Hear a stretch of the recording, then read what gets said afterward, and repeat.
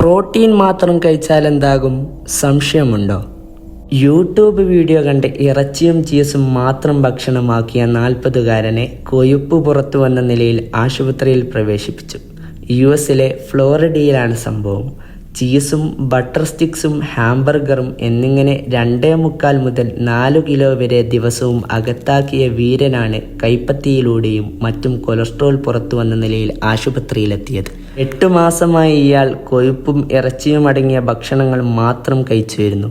എന്തിനെന്ന് വെച്ചാൽ ഭാരം നിയന്ത്രിക്കാനും ഉന്മേഷം ലഭിക്കാനുമുള്ള ഡയറ്റ് പരീക്ഷണം ലക്ഷ്യം കണ്ടുവെങ്കിലും പാർശ്വഫലം പണി കൊടുക്കുക തന്നെ ചെയ്തു.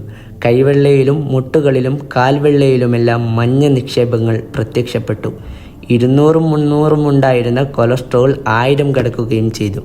എന്തായാലും ഇറച്ചിയും ചീസും മാത്രം കഴിക്കുന്നവരൊന്ന് ശ്രദ്ധിക്കുക.